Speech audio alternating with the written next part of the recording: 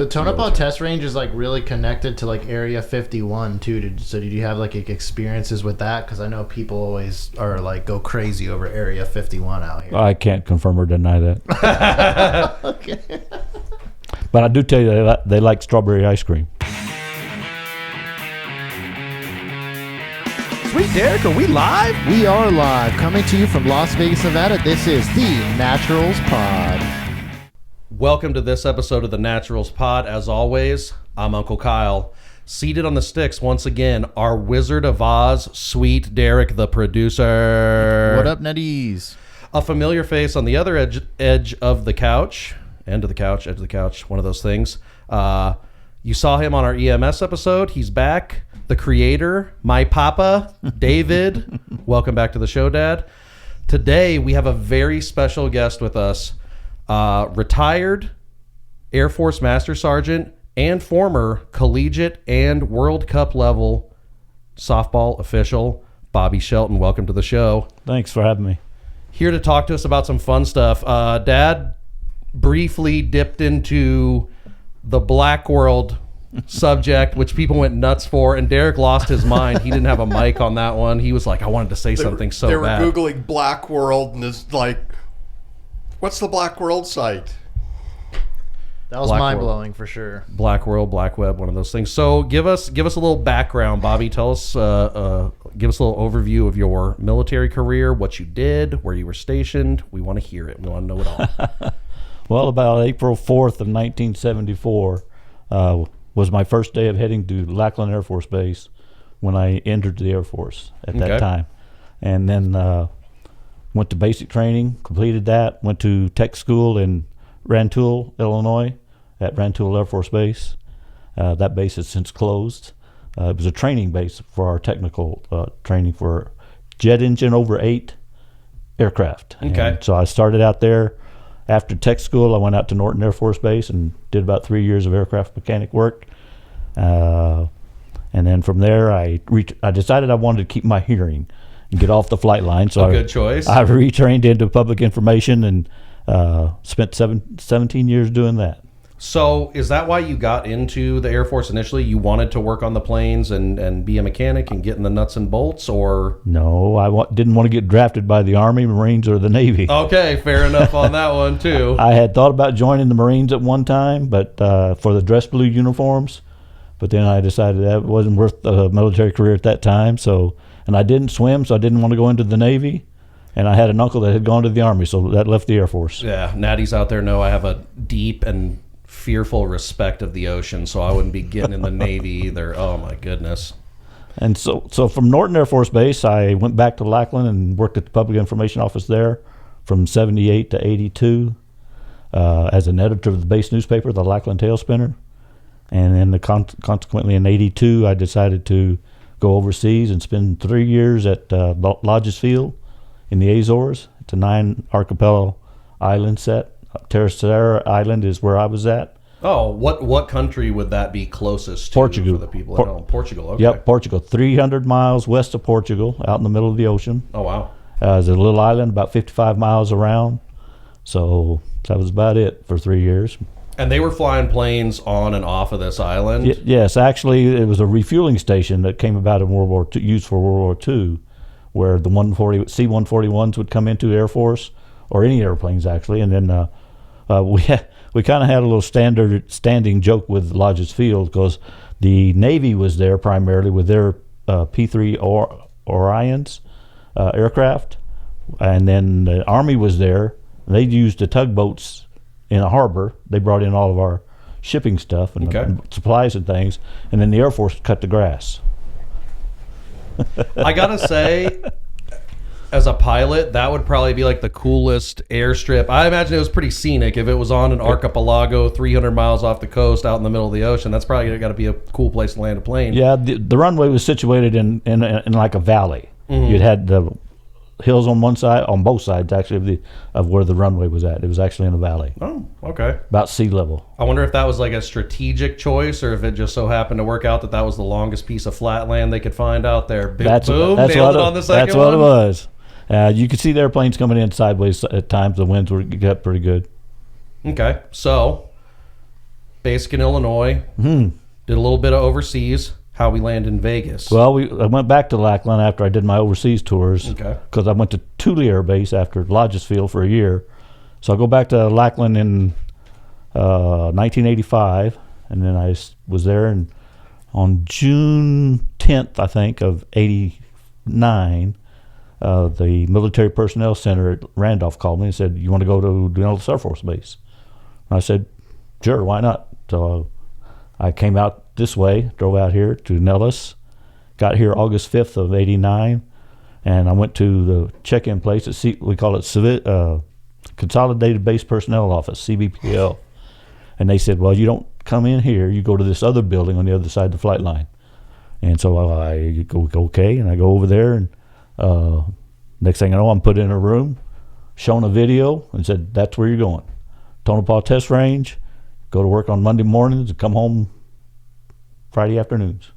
Okay. So Tonopah Test Range, so that would not be part of Nellis Air Force Base, what we have here in Vegas proper. That would be its own thing, kind of detached from Exactly. It's a 45-minute plane ride north.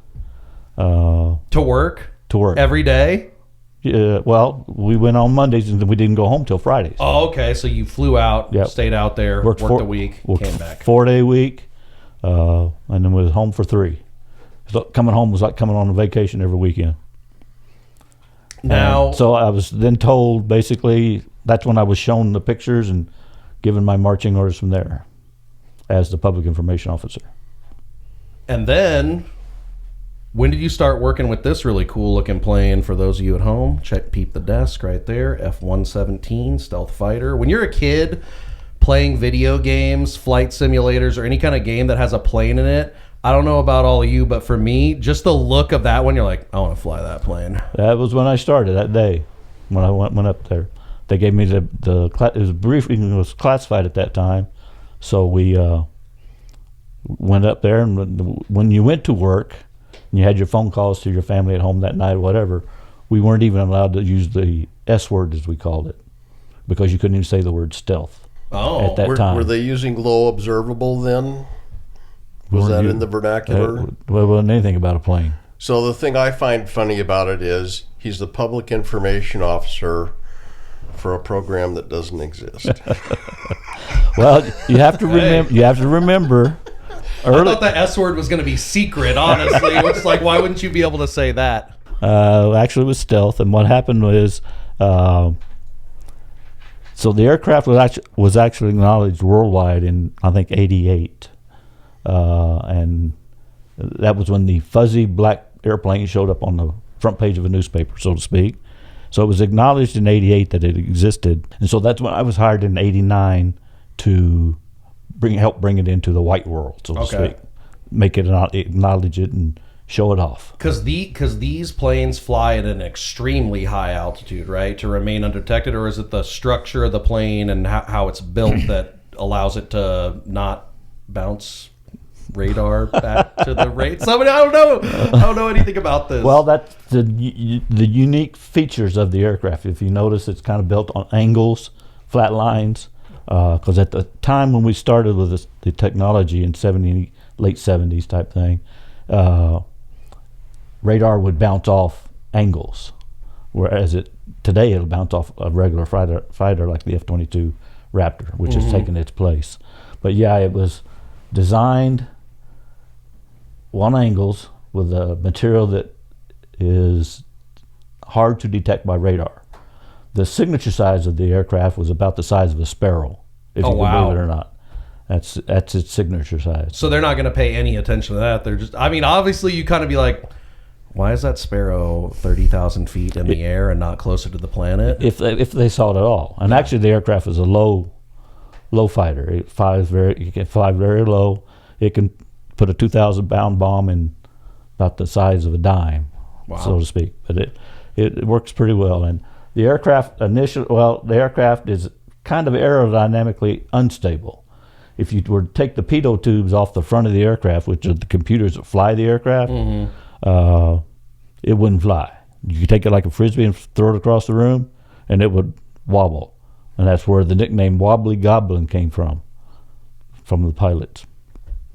But this has another moniker. What would you call this plane? Because they had, like you said, the F-22 Raptor, but they were doing that in press releases. The Wobbly Goblin. Oh, the official nickname of it is Nighthawk. Oh, okay, much cooler than the Wobbly Goblin. Absolutely. So, so you started working on this in the very early stages, or they had already been producing these and they were getting ready to actually like announce to the world. Yeah, there were this cool toy we have. There were 59 of them built as the initial package type thing in total for the Air Force, and then when I left the organization, there was 42 of them that were still active. And the other ones had been decommissioned, right? I don't know where they're at. No. So, how much did one of these cost to make at that time? Well, originally the cost was about $42.6 million per aircraft. Which is kind of a low number considering how much they spend on the planes that they make now and a lot of the stuff in the Tonopah test range is like really connected to like Area 51 too. So did you have like experiences with that? Because I know people always are like go crazy over Area 51 out here. I can't confirm or deny that. Okay. But I do tell you they like strawberry ice cream. But there was obviously things that you couldn't say. Like you weren't going home and saying, "Hey, honey," or "Hey," to whoever you're hanging out with. We're building these stealth planes, and that was correct. So what was the guys that you were living under? Like if somebody was like, "Hey, what are you working on?" I published. I talked to media, as an example when they had questions about it. I would talk about how it can fly, where it flies, what it does, but I couldn't get into any specifics about it. And I did a little newspaper for the Tonopah Test Range and those type of things. Awesome. When did the Southern California crash happen? Was that before it became public? I think so. I don't remember the exact date. It was in Bakersfield, and the pilot. Because they thought it was like they were advertised. It was like an A6 or an A7 or something. The like A6 was the companion for the 117. Yes. Oh. It was used as the trainer. And was that also made by Lockheed Martin? Can you pull that up, sweet Derek? I don't know.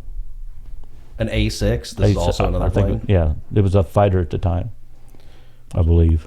So I don't know if Dad ever told you this story, but it's hilarious. So when he had his business, Flight for Life, they would do maintenance on the aircrafts, and they were just prop planes, or did you have one jet, or they were like twin engine? We prop leased planes? a couple of other Learjets, yes. Yeah, but when you did maintenance on them, then you need to take them out for a test flight, make sure everything's operating appropriately. And on one time, how old was I? 3-4 years old.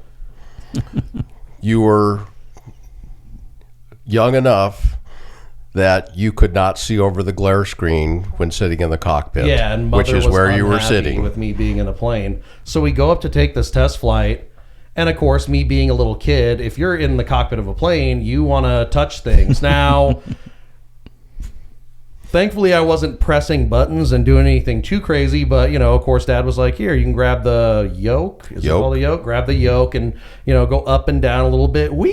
And I don't know how this worked at the time, because now if you turn your cell phone on or even make people think that you are possibly going to try to make a phone call on a commercial flight, they will tackle you to the ground and you're going to Guantanamo Bay or something. The early technology didn't have any kind of we would literally use those phones with the airplanes at altitude, 25 to 30,000 feet when they were en route. I mean, I could talk to the crews. I could call them and they could call me until they figured out how to limit it. But that doesn't interfere with the radio and the pilot talking to... It was thought back then that it interfered with the avionics.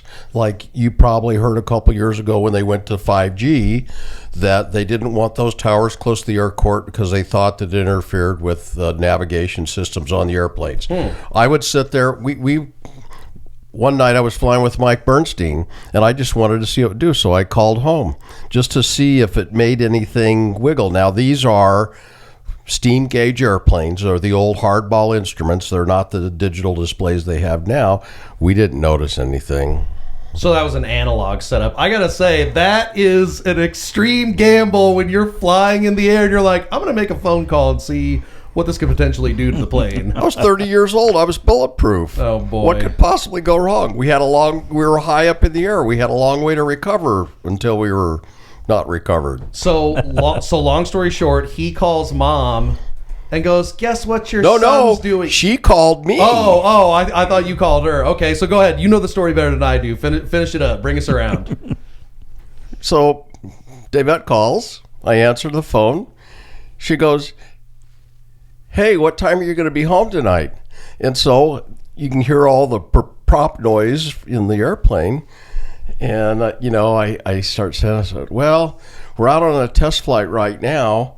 And so I'll probably be back in 45 minutes and it's just travel time home. She goes, where's Kyle? I said, he's in the plane with me. I said, Kyle, say hi to Mom. Says hi, Mom, and he goes, I'm flying the plane. Where is he at? And I said, Monty's letting him fly the plane. She lost her mind. She was very protective of you and Caitlin, and she's like, oh my gosh, what are you doing? And I said, he's doing fine. He's not. Everything's good. Monty's sitting there. It's nobody's. Yeah, she was not. I heard about that for a while.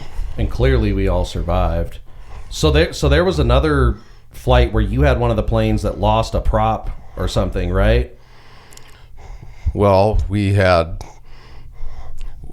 yes, one the engine detonated and they ended up shutting it down and flying it back to town. That's a fuck me moment in the air. Then another one, the airplane came off the airplane. But the plane made it back and didn't crash. It did. It was a geared motor. They were actually on descent out by Seymour Road on I-15. So they weren't at full power. The power was back on the airplane. This is a geared engine. The engine seized up. The gearbox on top of the motor snapped off when all that stopped.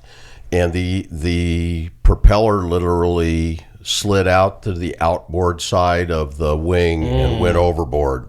So, I mean, if it would have failed and went back and hit the tail, they would have been a smoking hole in the ground. Yeah. And that's what I was going to say is like they got really lucky because that seems like a scenario something shoots towards the back of the plane, clips the tail, and you're gone. So he declares an emergency and he heads to Sloan. Is that where the Sloan? He tells the approach controller, tower, whoever to call the company. They get the number wrong somehow. They don't call. They're late, and I'm like, So I start calling to backtrack where he's at, and finally I find out that they declared emergency and diverted. About then, we get a call from the crew because now they're on the ground. Hey, we landed out at Sloan. And we lost an engine or lost a propeller. And I'm like, so in my mind, I'm thinking it just quit like the other one. Yes. So we're like, okay, well, we'll load up and come get you. So we loaded up a couple pickups and headed out there. And so when I get there, I can see the airplane parked and it's the left-hand engine, left-hand propeller that came off. And I can see the airplane parked and I can see all this oil dripping down on the thing. And I'm like, oh my gosh. And I get around the other side of the airplane, which is where the door is, and the propeller is gone. And Sam Penrod was the pilot. And I said, Sam, why didn't you tell me that that the propeller came off? And he goes, I did. And I'm like, so the interesting part about that is the engine overhauler denied that the engine had seized up and was trying to blame the propeller manufacturer, blah, blah, blah. So one of the mechanics that I had, he had a friend who got time on a Hughes 500 helicopter. They wanted to go out and look for it. So we had spent the first couple of days afterwards. One of my pilots had a private airplane, and we went out there low level. We got a radar track, and we programmed that in the GPS, and we're flying coordinates. Well, at 10,000 feet, it looks relatively flat, but it's really Yeah. like this, and there's cattle grazing out there and all sorts of other stuff. And all I can think is, then it's like, okay, did the propeller spin, or because it had that weight on it, was it tumbling or that kind of thing? So we can't find anything in the fixed wings. They go out there with a helicopter, and literally the guy who was flying the helicopter, he had worked out at the range to look for ejection seats and stuff like that. And he goes, don't look for anything, just kind of gaze at an area. See if something stands out. When something startles you, whatever. So they're out there, they're flying this grid, and within 15 minutes, one of the kids said, and they're going like 10 miles an hour. And maybe not even that fast. He says, stop. So he pulls it into a hover, and he says it's to the left, 50, 60 feet. Well, he saw a reflection of the spinner. And so it appeared that it spun down. It's a 3-bladed propeller, and it's planted in the ground next to this bush. What was the purpose of you guys finding that? You just wanted to know why it broke, or see if you split a heifer in half in the middle of the desert? Like, can I find it? And then, of course, I had to take pictures and fax them at that time, because you didn't email them, fax them to the engine guy. It's like, so much for your theory that it was the propeller. Ha! But yeah, that. It was cool to be able to find it, to be able to use technology, to be able to get a radar track, to have, the ability to fly out there low level and find it. They took a picture of that thing when they landed. They were 50 or 60 feet away. You couldn't even see it because it was in the ground with one blade buried next to this bush. Literally, you couldn't see it until you got right up next to it. So the only way he saw it was that little flash of light that came off the spinner. Lucky find. So at the Tonopah Range, they're testing these aircrafts and they're flying them pretty rigorously. He just said they're out finding ejection seats and stuff. Was that a pretty regular, I would certainly hope not, but something that wasn't shocking when it happened, when perhaps they had something fail, or they had to bail out of the plane, or the plane broke? To my knowledge, the one that crashed in Bakersfield was just a mishap by the pilot. And they got out? I think so. Oh boy. Possibly not a happy ending. No, he got out. Thank God. So, we all met. You and Dad met before you and I met, but we all met doing softball umpiring. Mm-hmm. Did you? Because Dad loves planes. It was so funny. He and I went to a dinner, and Caitlin was doing a little dinner theater performance thing at Lowry's, and we went. And the guy that was sitting next to Dad, did he work for Boeing, or he did something in aircraft? He was a compliance officer for one of the local charter companies. Oh, okay. But it was about planes, and him and Dad talked all night. If you start talking about planes, he can't stop. That's a subject he likes to talk about, that's for sure. Yep. The F-117A was built by Lockheed Martin.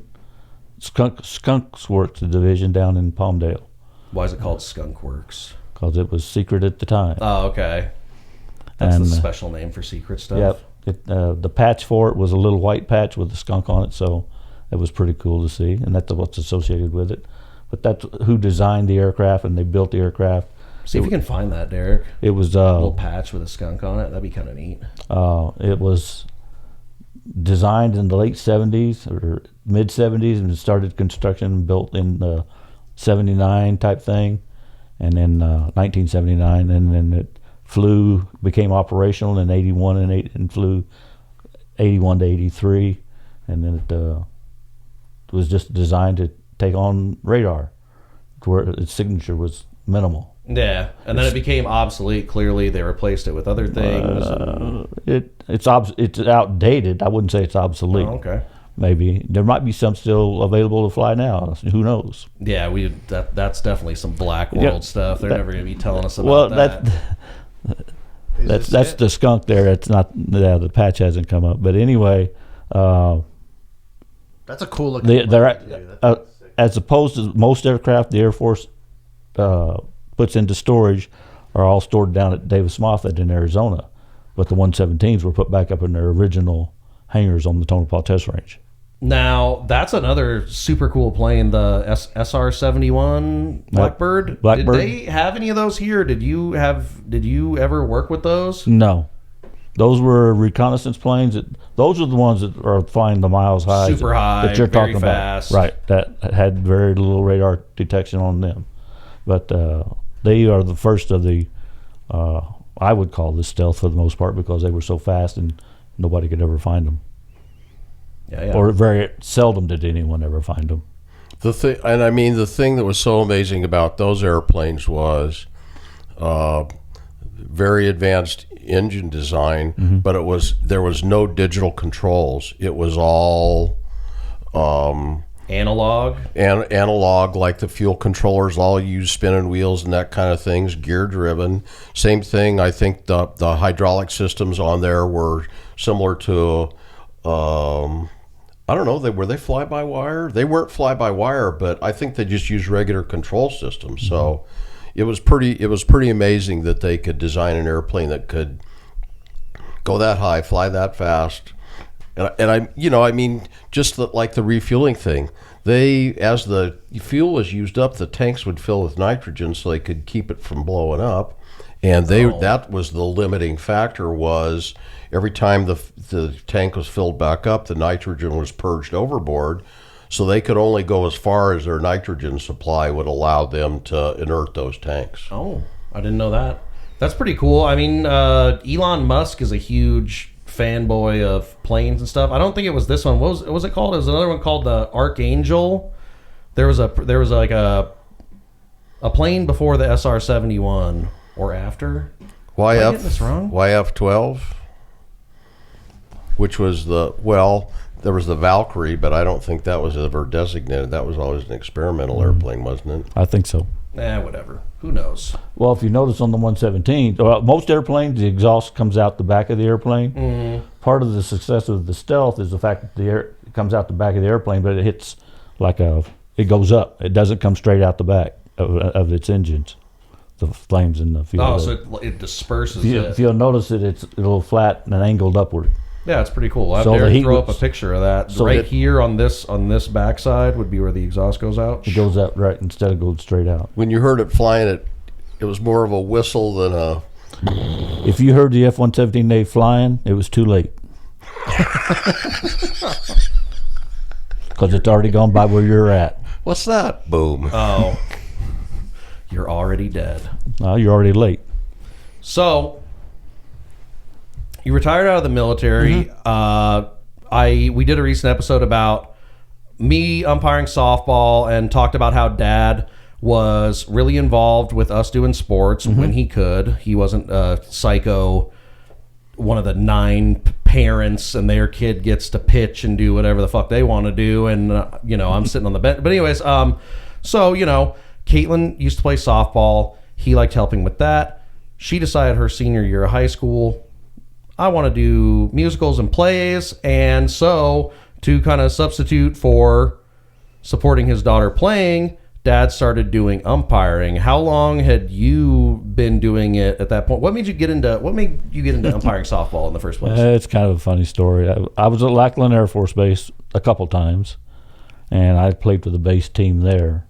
And so some of the local umpires in the San Antonio area got to know me because I was also the coach of the team, and so they got to know me. And at one point in 1985, one of them approached me and said, "Would you like to be an umpire?" And I said, "Why would I want to be an umpire?" They said, "Because you give us a hard time." And so I thought about it. So in '86, I decided to give it a try. And so I just tried it, fell in love with it, basically, for the most part. It was a different side of the game. I saw a totally different side of the game as opposed to being a player and a coach. So how long was ASA around then? Because that's kind of when we got in. Well, ASA had been around since probably the 50s type thing as, really? as an I organization. didn't know that. Yeah, it's been around for a long time. It was the governing body of softball at the time. And I think it's still the governing body today, but there's other off branches of it now. It's now USA Softball. So anyway, I got into it and liked it and stayed with it for there. I quit playing for the most part. Became an umpire, liked it. Did a lot of slow pitch when I first started. And so the guys that got me into it said, well, why don't you come be a fast pitch umpire? So I said, why would I want to do a fast pitch? And so I went to a tournament with them, got registered, got trained and all that kind of stuff. And so I went to a fast pitch tournament, men's fast pitch tournament. About the third pitch of the game, the ball came off the bat, fouled straight back, hit me straight in the mask, and just stood me up. And all 5 of them were standing behind me and said, well, welcome to fast pitch. Oh, yeah. So it started from there and just got better and all. Came out here, and there was no fast pitch going on. It was all slow pitch. What little fast pitch there was kids. So we got involved with the JO program, Junior Olympic they call it. So we got involved with the JO program, and so we kind of just took off from there. When I got to Las Vegas in '89, there was only like 5 fast pitch teams, JO fast pitch teams. Yeah, I mean, the town was still growing then. Yeah. It was really small. That Right. was when I was born. Shout out, 1988. Great year. So from there, at one time we had 356 teams or more registered. And so it's not quite that big today, but it's still going on for the most part. Got lucky enough to got started with college ball in 1990. Was given an opportunity to umpire at UNLV, and so that's how I got into college softball, and did that for several years. Was lucky enough to get to like 11 consecutive regionals and wound up doing about 7 super regionals, and then World Cup opportunities came up, and then I even did a Women's World Championship in 2012 at Whitehorse, Canada.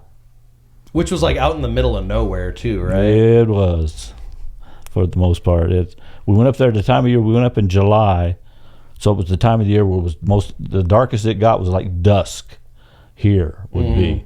It never did turn totally dark, for the most part. So it was kind of neat for the biggest part. You could play softball You could play 24 hours a day. Yep. It kind of reminded me of Thule Air Base when I went up there, because it was one of those places where 6 months out of the year you had total light, and then 6 months out of the year, 5 or 6 months out of the year, you had total dark. Ooh, mean- I couldn't do that. That's so depressing. Just night all the time. One day at noon, I looked at my hand outside and I couldn't see it. Oh, boy. Oh, that's crazy. So for those of you at home that aren't really into the softball scene, the collegiate level is really the top level. They don't do the Olympics anymore. There is some World Cup competition, but for the main part, I feel like college is really kind of the pinnacle. And when they're doing their tournament and you get invited to officiate a regional or a super regional, it's a big deal. Like they're watching film on you. They're watching you officiate games, seeing how you call balls and strikes and how you rotate on the field and how you do everything. So did they approach you before they told you they were doing it, so you kind of knew that, oh, this is the tryout? Or they just were like, you are it? What happens is during the regular season, you have a conference coordinator that schedules you for your games and type thing. And what will happen is some of the coaches will write their reviews of what you do and how you did their game. They send those into the conference coordinators, and then depending on your evaluations, the conference coordinator recommends you for postseason play. Now, did you ever get to see the coaches' critiques, or is that because I feel like there's a certain level of professionalism, but if there was a close one or maybe a call that they didn't like too much, they might be pencil whipping you for that. I was fortunate enough a couple times in my career to be what they call the UIC of that tournament for that 4-man group or 6-man group or 6-person group. And so I did get to see the evaluations during those particular times. And again, close play could impact what the coach felt that second. Clearly. Because they were supposed to fill out the cards to turn them into the UICs pretty much immediately after the game. So if it was a game-ending play, that person didn't get a very good review probably. That makes sense. So when you're watching another crew, because I know Dad, when he was getting his knee surgery done, and we had R.I.P. Jim Likens, he was the Nevada UIC when we were doing ASA. Did you ever have a moment where you just wanted to throw your hat on the ground? Because I gotta say, That's not a fair question. it is a fair question, because I briefly dipped into that when we were talking about it, but I just remember Jim if he was behind the fence and he was watching you and you saw him and you knew he wasn't happy about it, like he made it known, he'd come down the fence line and just give you that deathly stare. I never did do that to any of the people I brought into training. Yeah. There are times you get frustrated as an observer because you spend a lot of time, and I guess the people don't realize that how much time you're spending trying to make them better officials. It gets frustrating. You work with people, you give them things to opportunities to excel, so to speak. So if we were to talk, an example, I tried to tell people to learn something every time they go out. Yep. But I try also give them goals and tips to make them better officials. I may see 15 things that you do wrong, incorrectly. I won't say they're wrong, but incorrectly. And so I'll give you 3 of them to work on for your next game. Yeah, because if you throw a ton of like you're doing this, and this wrong, it's just gonna make you go crazy. Right. And the other thing that I wanted to mention is like really, you do make. I mean, you could if you want to tell us the dollar amount, or if not, I don't care. But like as far as college sports go, because we umpired with some guys that were doing Big Ten football and stuff, and they make a lot of money for officiating those games. Whereas with the college softball, you make enough to. Because I really think it's a hobby. You make enough to justify the habit and the travel and stuff, but really you're not doing it to make money. You're doing it because you like the sport and you like officiating, and there's kind of a certain what's the word I'm looking for? Prestige. Yes.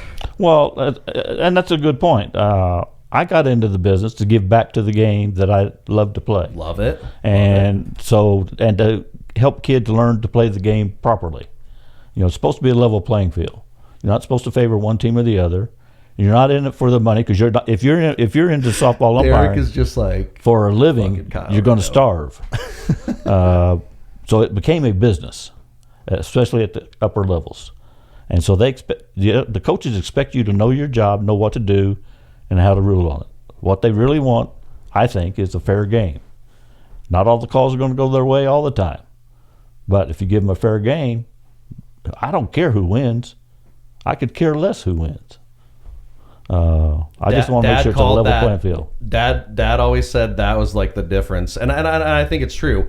You had guys who were mercenaries, which I kind of, I was young. I needed the extra money, so working the tournaments and rec league games during the week, big tournaments on the weekends, it was nice extra cash for me to have. But those are the guys, the loyal.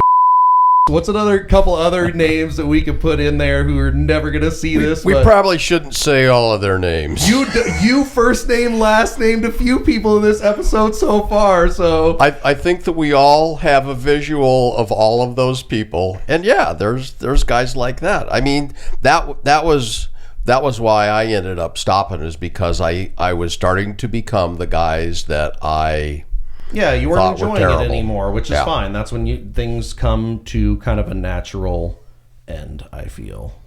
I like doing it both. It was fun because you and I got to bond and do it. I talked about, you remember when we went and did that college warm-up thing? They had him at Stephanie Lynn Craig over the summer. Do you remember that one coach who was just hounding me? And I'm like, this is a little put together pickup game and you're treating me like shit. This guy went in on me. Did you ever have in your college days a coach that just took it too far, like really rode you, or just would not let go of a certain call? Yeah, Gordon.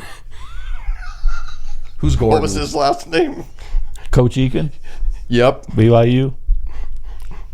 I mean, when I was doing some of the fall ball games instead of the non-league stuff, I mean, he was the guy that could manage to get in my ear a bunch.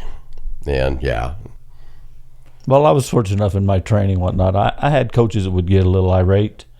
They would say their thing. What would happen, and it is all levels. I didn't really have a problem with them for the most part, because I would let them throw themselves out of a game, so to speak. What would happen, they might complain about a pitch, whatever, and I'd let it go. And then that's an example. Let's say you're down at third baseline, I'm on the plate type thing. And a coach might say something, Jiminy Christmas, whatever. Where was that pitch? And I'd let him know whatever inside that's or outside. the worst. Or, Right. or they have the pitcher throw it again, and they're Right. like, "That's the same spot." Yeah, and I didn't really care what the coach said, but my point was how they said it. Yeah. If they said it, da da da da da, okay, blow it off. But when you say something like, "Where was that pitch?" and make it kind of animated moves, I'd call time basically and say, "Coach, let's talk."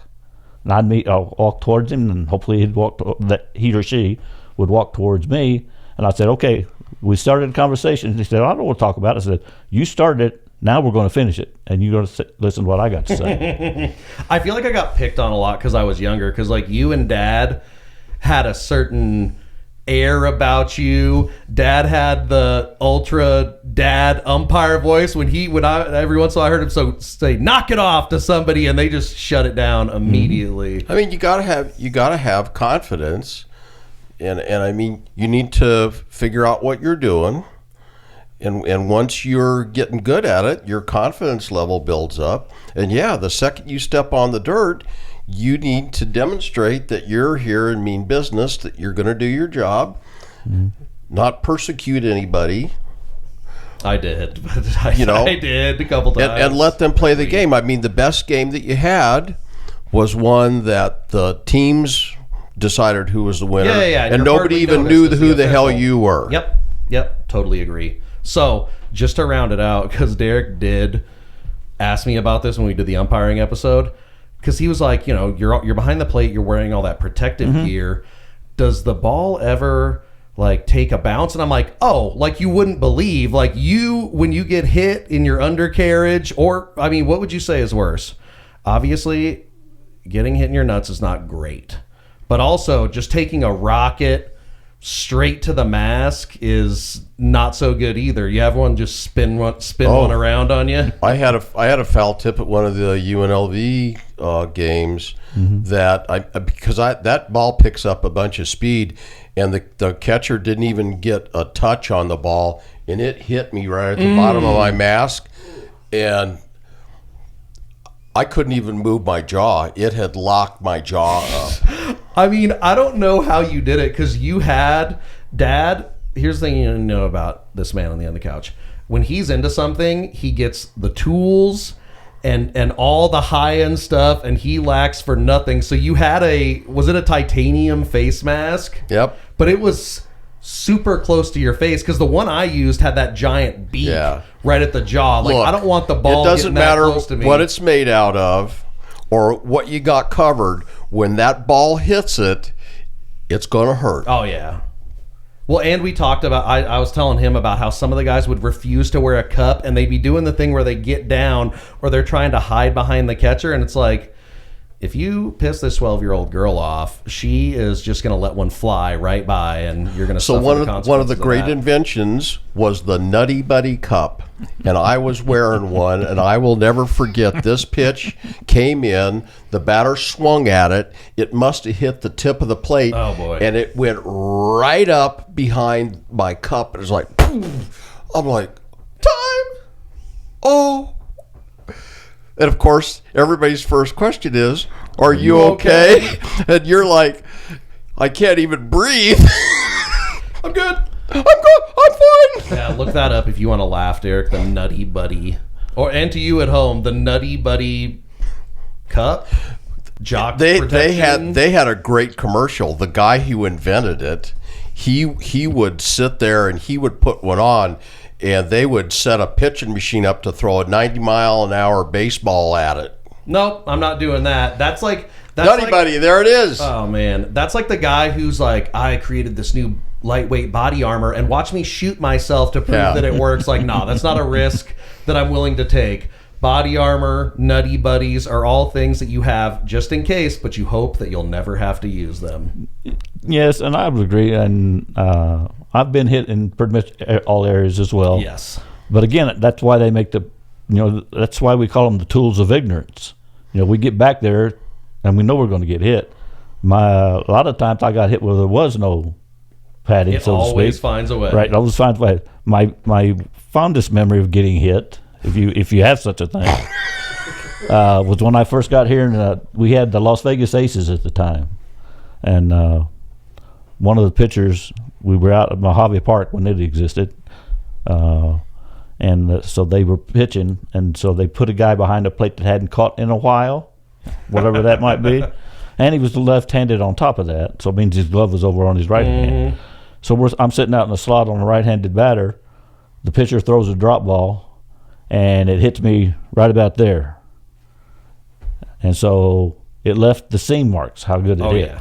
So the very next pitch, throw the same pitch, same spot. The catcher did the same thing, missed it. So it hit again right there on where my watch tattooed up. Yeah, and the pitcher called time and called the catcher out to him.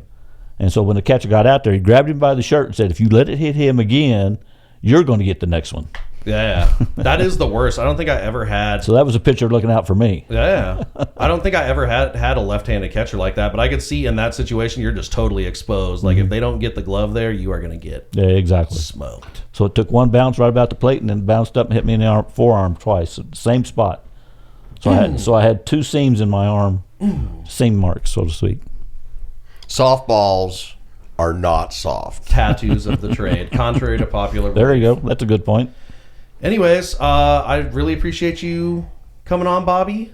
Thanks for giving us some little cool stories about It's been a pleasure. the F-117, softball, all that good stuff. Hopefully it all made sense and everybody enjoys it. It will. We're going to the moon, people. We're going to the moon. Anyways, as always, I've been Uncle Kyle. That's Sweet Derek on the sticks. We'll see you on the next one, people. Later, comment, Natty. subscribe. Like, Check comment, us out. subscribe. Let's go. Cool. Dinner time. Stroganoff, let's have it. Thank you for listening to this episode of the Naturals Pod. Please remember to follow us on your Twitter and Instagram accounts at the Naturals Pod. Do you have what it takes to join the Natty Nation? Like and subscribe to find out.